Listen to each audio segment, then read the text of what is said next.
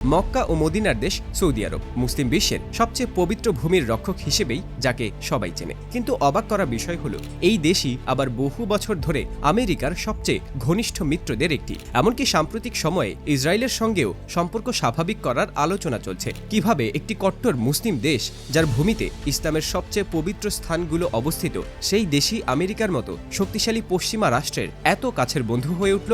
এর পেছনে কি শুধু কূটনীতি, নাকি আছে তেল, নিরাপত্তা আর ক্ষমতা টিকিয়ে রাখার বড় হিসাব? সৌদি আরব ১৯৩৮ সালে তেলের সন্ধান পাওয়ার পর তারা আমেরিকার তেল কোম্পানিগুলোকে তাদের দেশে কাজ করার সুযোগ দেয়। এর ফলেই গড়ে ওঠে বিশ্বের অন্যতম বড় তেল কোম্পানি আরামকো। আমেরিকা বুঝতে পারে সৌদি আরব তাদের জন্য একটি গুরুত্বপূর্ণ জ্বালানি উৎস হতে পারে, আর সৌদি আরব বুঝতে পারে বিশ্ব রাজনীতিতে টিকে থাকতে হলে তাদের একজন শক্তিশালী বন্ধুর প্রয়োজন। এই সম্পর্ক আরও শক্ত হয় ১৯৪৫ সালে। দ্বিতীয় বিশ্বযুদ্ধ শেষ হওয়ার পর মার্কিন প্রেসিডেন্ট ফ্র্যাঙ্কলিন রুজভেল্ট এবং সৌদি বাদশাহ আব্দুল আজিজের মধ্যে একটি ঐতিহাসিক বৈঠক হয়। সেই বৈঠকেই মূলত একটি অঘোষিত সমঝোতা তৈরি হয়। সৌদি আরব আমেরিকাকে নিরবিচ্ছিন্ন তেল সরবরাহ করবে, আর আমেরিকা সৌদি রাজতন্ত্রের নিরাপত্তা নিশ্চিত করবে। সহজ ভাষায় বলতে গেলে এটি ছিল তেলের বিনিময় নিরাপত্তা চুক্তি। এখান থেকেই দুই দেশের বন্ধুত্ব নতুন এক পর্যায়ে পৌঁছে যায়। ১৯৩৭ সালের আরব ইসরায়েলের যুদ্ধের সময় বিশ্ববাজারে তেলের দাম হঠাৎ বেড়ে যায়। তখন সৌদি আরব বুঝতে পারে তাদের হাতে শুধু ধর্মীয় গুরুত্ব নয়,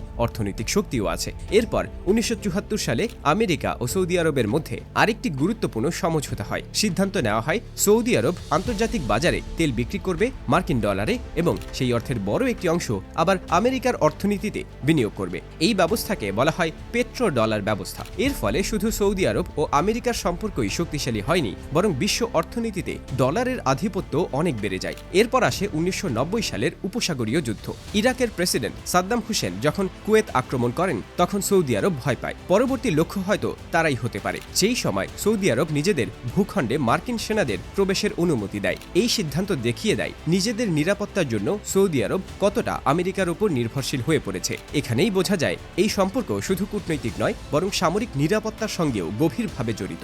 এখন প্রশ্ন আসে, তাহলে ইসরায়েলের সঙ্গে সৌদি আরবের সম্পর্ক কেন আলোচনায় আসে? আসলে সৌদি আরব এখনও আনুষ্ঠানিকভাবে ইসরায়েলকে স্বীকৃতি দেয়নি। তারা বারবার বলেছে ফিলিস্তিন রাষ্ট্র প্রতিষ্ঠার আগে তারা ইসরায়েলকে স্বীকৃতি দেবে না। তবে সাম্প্রতিক বছরগুলোতে দুই দেশের মধ্যে পরোক্ষ যোগাযোগ বেড়েছে। বিশেষ করে ইরানকে কেন্দ্র করে মধ্যপ্রাচ্যের নতুন শক্তির ভারসাম্য তৈরি হওয়ায় সৌদি আরব এখন নতুন কৌশল গ্রহণ করেছে। বর্তমান ক্রাউন প্রিন্স মোহাম্মদ বিন সালমান ক্ষমতায় আসার পর এই পরিবর্তন আরও স্পষ্ট হয়েছে। তিনি সৌদি আরবকে শুধু তেলের ওপর নির্ভরশীল দেশ হিসেবে রাখতে চান না, বরং একটি আধুনিক অর্থনৈতিক শক্তিতে পরিণত করতে চান। ভিশন 2030 পরিকল্পনার মাধ্যমে তিনি নতুন শিল্প, প্রযুক্তি ও বিনিয়োগ বাড়ানোর চেষ্টা করছেন। এই লক্ষ্য পূরণ করতে গেলে পশ্চিমা বিশ্বের সঙ্গে শক্তিশালী সম্পর্ক রাখা তাদের জন্য গুরুত্বপূর্ণ হয়ে উঠেছে। সবকিছু মিলিয়ে একটি বিষয় পরিষ্কার, সৌদি আরবের আমেরিকার সঙ্গে ঘনিষ্ঠ সম্পর্কের পেছনে ধর্ম নয়, বরং তেল, নিরাপত্তা ও ভূরাজনৈতিক স্বার্থ সবচেয়ে বড় ভূমিকা রেখেছে। আন্তর্জাতিক রাজনীতির বাস্তবতা হলো কোনো দেশ শুধু আবেগ দিয়ে সিদ্ধান্ত নেয় না, তারা সিদ্ধান্ত নেয়